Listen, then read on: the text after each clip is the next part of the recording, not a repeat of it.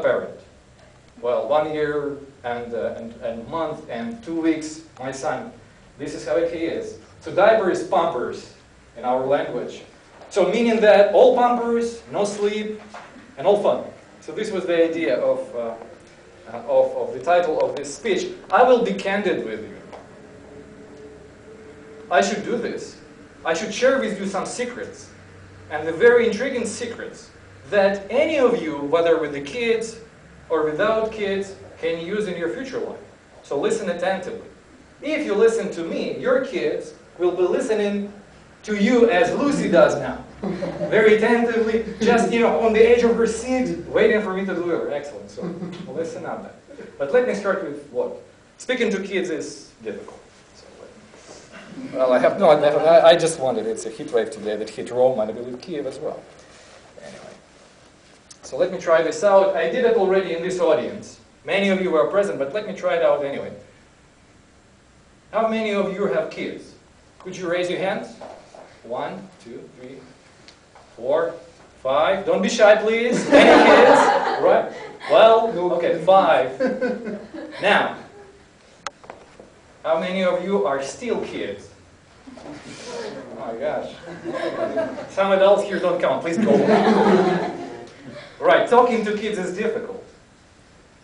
And it is demanding. Especially when your kid, however small he is, asks you to tell him a story, a fairy tale. He doesn't ask me in full, saying, Papa, could you tell me this fairy tale? He comes to me with a book.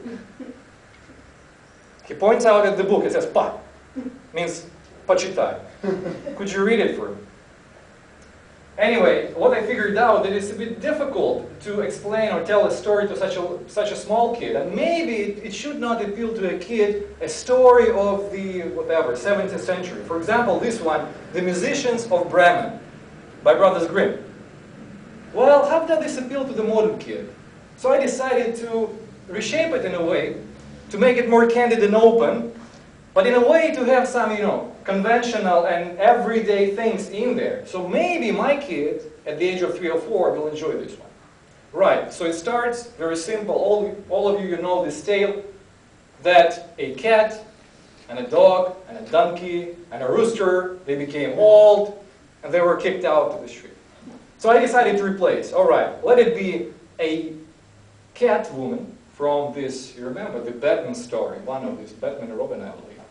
Let it be a Scooby-Doo. You remember this nice character? Let it be a Shrek. I don't know why, but donkey to me somehow looks like Shrek. Right, and let it be the parrot. You remember this Aladdin, cartoon thing? And the parrot, Jafar's parrot, right, this Danny DeVito character, very pesky, sort of a cranky parrot. So let them be all. Anyway, they hit the street. They were kicked away somewhere in Germany. Well, German pension system. Animals kicked on the street. Dying there? Ukraine, right. Okay. So, the musicians of Vinica.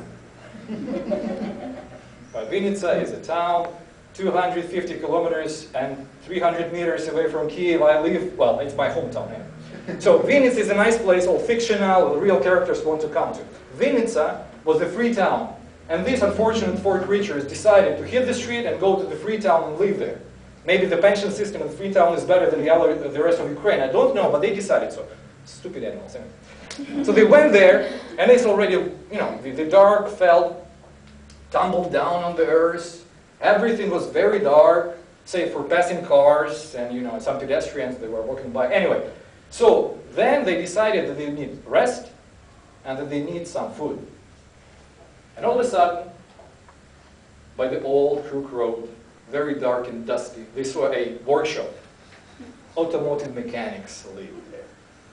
They saw the light, they came closer, and they saw these mechanics, sharing proceeds of their ill trade, So today they cheat out 10 or 15 owners of the cars, their bills were too high, so today they had lots of money there on the table, lots of food they bought, lots of vodka. They were sharing their proceeds, they were drinking vodka and eating food. So the poor animals, they were no criminals, so they decided to stand on each other's back and sing for them. Because they decided for some reason that they could be good singers. They did that, they climbed up to the roof, and they started singing. Terrified, scared to death, mechanics ran away. Animals didn't understand this. They got in, they started eating, drinking, and enjoying themselves.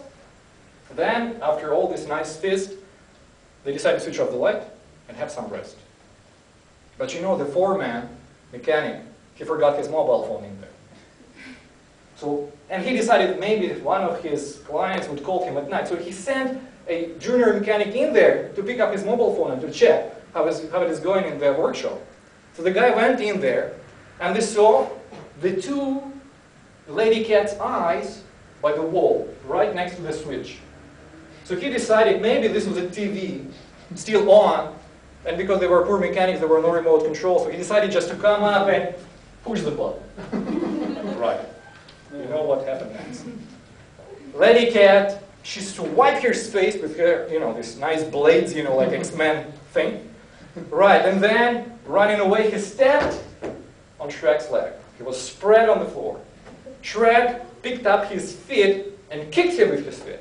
Right, then he was running again, and here's the dog, on the dog. And that dog, Scooby-Doo, however good he is, beat him on his leg.